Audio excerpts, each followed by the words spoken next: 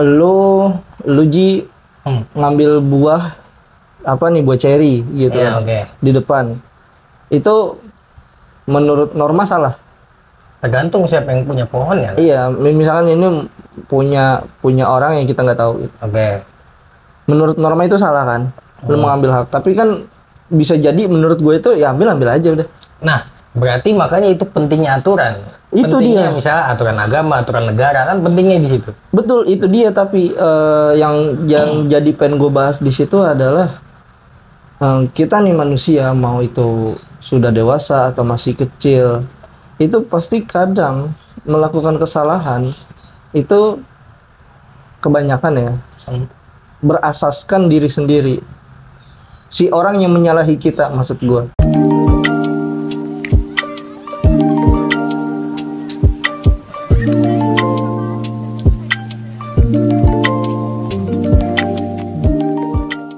Assalamualaikum warahmatullahi Wabarakatuh. Salam sejahtera buat teman-teman. Masya Allah. Semoga dimanapun anda berada selalu happy, yang penting. Betul, happy. Jangan nggak ada konflik lah gitu. Bener. Mudah-mudahan. Jaga hati, jaga emosi. betul. Baik lagi bersama kita lagi nih, gua Denny Roju di Spekulasi. Betul. Podcast yang mungkin teman-teman selalu tunggu setiap harinya. Betul. Sebelum itu jangan lupa subscribe, like, share, komennya ya teman-teman semua, supaya kita terus semangat dan teman-teman juga bisa menikmati terus gitu Hidangan. spekulasinya. Nikmati hidangan. Sebagai hidangan pembuka. Bos. Karena tadi lu ngomong hidangan. Iya, tapi bukan yang itu. Jadi Karena terlintas di kepala gua. Karena kita masih belum cukup untuk memiliki modal ya, untuk memberikan hidangan-hidangan. Ayo yang mau ini. Jadi donasi. Jelek banget. Do bubur dong. Apaan? Do bubur. Donasi, do bubur. Iya. Dikit lagi ada do ketupat, Ci. Atau kalau lebaran. Iya, dikit lagi nih. Ya, teman-teman semua. Kita hari ini bahas apa nih, bro? Ada sesuatu hal yang seru banget ini dan mungkin agak lumayan fenomenal karena di kehidupan kita pun ada yang namanya kesalahan, ya kan? Oke. Dan kalau misalkan kita tarik untuk, kan karena kita tuh selalu atau sering berbahas tentang kehidupan kaula muda atau apa ya, keluh kesah anak muda. Jadi gini, seringkali kita melakukan kesalahan karena menurut orang itu salah, atau kita melakukan kesalahan yang menurut norma itu salah. Menurut orang salah. Menurut norma sih. salah. Iya sih. Iya, itu adalah satu kedua hal yang berbeda. Tapi contoh nih, misalkan lu Ji ngambil buah apa nih, buah ceri gitu di depan. Itu menurut norma salah. Tergantung siapa yang punya pohon ya. Iya, misalkan ini punya orang yang kita nggak tahu. Oke. Menurut norma itu salah kan? Lu mengambil hak. Tapi kan bisa jadi menurut gue itu ya ambil aja udah. Nah, berarti makanya itu pentingnya aturan. Itu pentingnya dia. Misalnya aturan agama, aturan negara kan pentingnya di situ. Betul, itu dia. Tapi yang jadi pengen gue bahas di situ adalah kita nih manusia, mau itu sudah dewasa atau masih kecil, itu pasti kadang melakukan kesalahan. Itu kebanyakan ya berasaskan diri sendiri. Si orang yang menyalahi kita, maksud gue. Kayak misalkan contoh, ada anak kecil makan coklat, terus orang tuanya ngomelin gitu kan, nggak boleh makan coklat, terkesan salah. Padahal yang makan coklat adalah sesuai norma ya, yaitu makan ya boleh aja. Tergantung, kalau dia lagi sakit nggak boleh, misalnya lagi flu atau lagi kebanyakan gula, nggak boleh dong makan coklat, right? Left. Kayak gitu kan? Betul. Nah, jadi memang di sini yang gue titik beratkan adalah kita berbicara agak sensitif sedikit, karena nggak selamanya di sini anak itu selalu salah. Jadi menurut gue tuh ada konsep anak yang gagal itu bukan karena dianya gagal dalam arti perspektif luas ya, tapi kita harus tahu akarnya itu dari mana, yang membuahkan hasil bahwa anak yang gagal itu nggak ada, yang ada adalah orang tua yang gagal dalam mendidik anak, membentuk anak gitu. Tapi menurut gue dengan informasi yang sedemikian rupa, Ancar. Itu dua faktor yang berbeda. Ya bisa jadi orang tuanya memang pendidikannya yang kurang baik, tapi bisa juga anak itu terpengaruh kan dari banyak hal. Sekarang jadi orang tua tuh emang susah banget menurut gua. Misal nih, anak kalau terlalu banyak main handphone kan misalnya nggak baik buat dia. Tapi ketika nggak dikasih sama sekali, itu juga dia bisa gaptek. Ketika dikasih tengah-tengah, nanti dia pas pengen main handphone pada bukan waktunya, dia bisa marah, bisa tantrum. Meskipun bisa dikasih pengertian, tapi ada kemungkinan dia tantrum juga. Makanya dari sisi sepele aja menurut gue ini udah kompleks gitu. Ya itu dia. Gue banyak faktor. Kalaupun anaknya gimana-gimana, belum tentu salah orang tuanya juga. Bisa juga jadi salah orang tuanya bisa, tapi nggak semuanya menurut gue.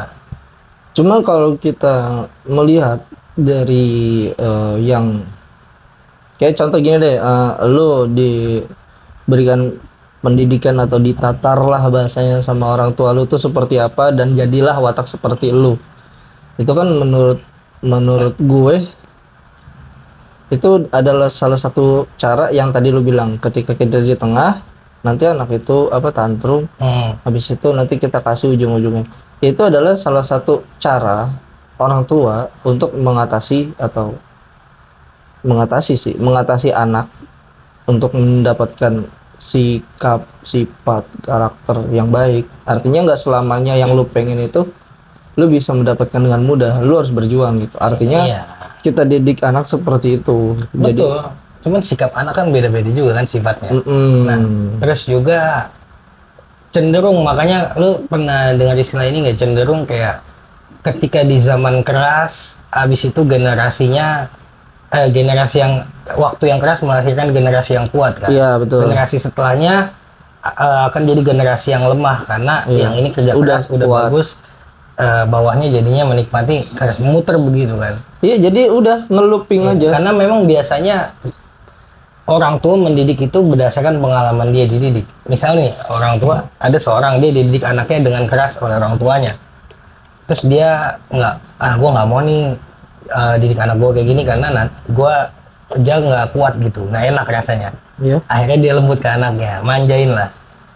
Akhirnya dia manjain anaknya, mungkin karena terlalu dimanja jadi anaknya mungkin pribadinya kurang kuat. Akhirnya dia sadar anaknya ini, dulu bapak gue manjain gue banget, nggak boleh nih gue ngedidik ini, gue harus kerasin anak gue. Iya, muter aja kayak gitu ya. Muter kayak gitu terus. Apa mungkin kita salah satunya kebagian lagi dijahatin? Maksudnya bukan dijahatin sih, dikerasin. Gue ngelihat zaman kita ya, angkatan kita, maksudnya orang-orang di generasi kita ngedidik anaknya lembut, lebih ke manja. Gue ngelihatnya. Mungkin nggak semua, tapi kebanyakan kalau gue lihat teman-teman gue yang udah punya anak gitu, kayaknya iya. Karena berarti sebelumnya lagi atas, kita agak keras atasnya, biasanya iya. Nah itu kan sebenarnya kayaknya sih yang diperlukan tuh tegas ya, bukan keras ya. Itu jelas, tegas itu benar ya. Iya. Bukan kalau keras itu kan kadang dia salah tapi tetap keras gitu. Artinya tetap kekeh. Dan gitu. Sebagai orang tua juga menurut gua harusnya ada fleksibel. Fleksibel artinya misalnya nih anaknya pengen apa nggak boleh, tapi mungkin ada alternatifnya kali. Kalau gue dulu sempat belajar, sebenarnya waktu itu gue sharing ya di tempat kopi. Gue sharing ada bapak-bapak emang. Jualan kopi? Enggak, dia customer juga. Minum kopi. Kebetulan gue kenal gara-gara gue sering ke sana. Dia juga customer sana. Dia minum kopinya apa? Dia kebetulan gula aren, kopi gula aren, ya kan? Dingin. Nggak penting kalau yang itunya, Ji. Kita lihat pribadiannya. Dia minum. Nggak penting, elah. Okay. Gue ngasih tahu nih, dia punya anak. Dia sama istri apa sendiri waktu itu? Oke. Dia punya anak. Wah.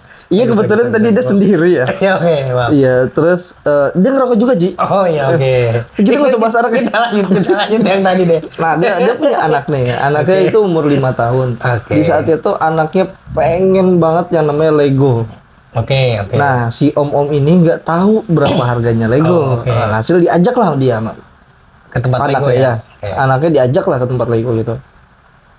Pas dilihat harganya kisaran 800.000. Lumayan lah.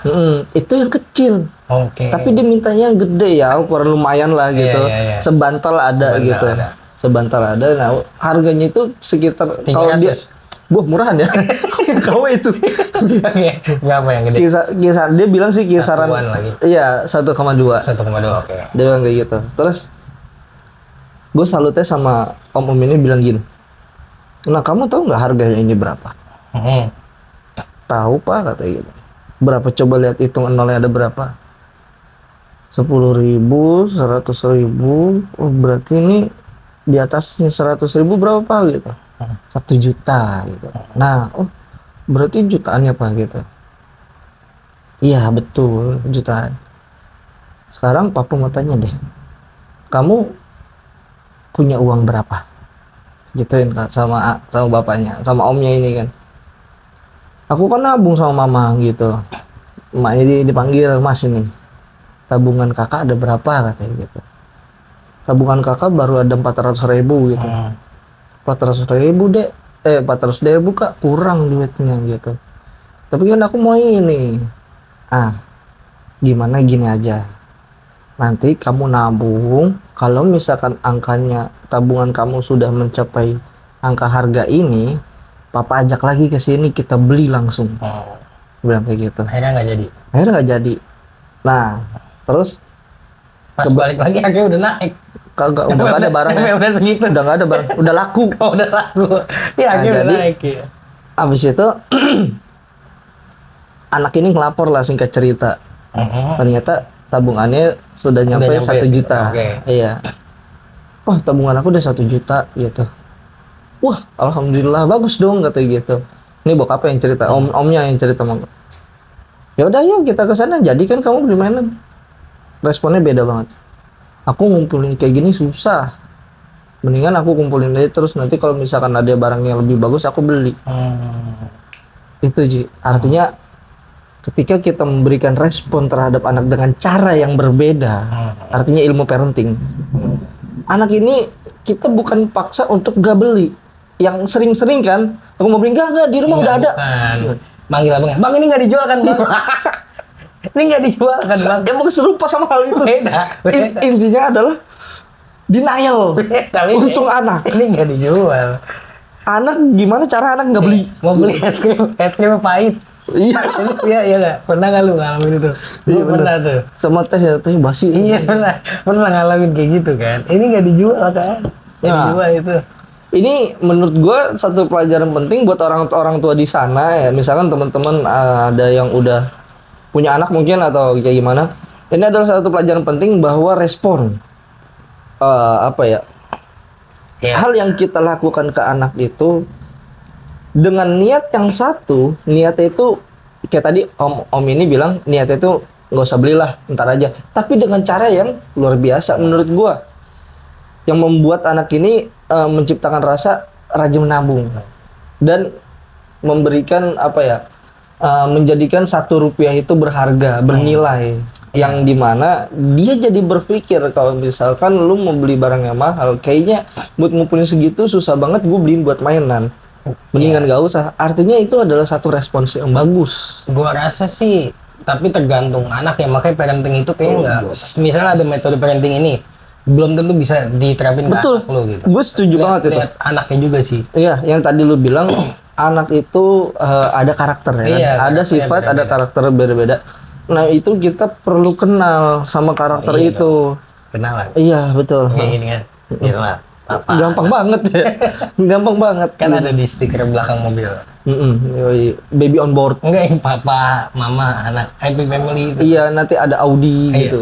Sampai ada yang keluarga banyak banget ngiterin kaca tuh, depan sampai belakang lagi gitu. Itu nggak bisa disetir mobil. Setir plastik kan. Kagak kan di atas di bawah doang. Iya, tapi muter gitu sampai kaca samping ke depan muter.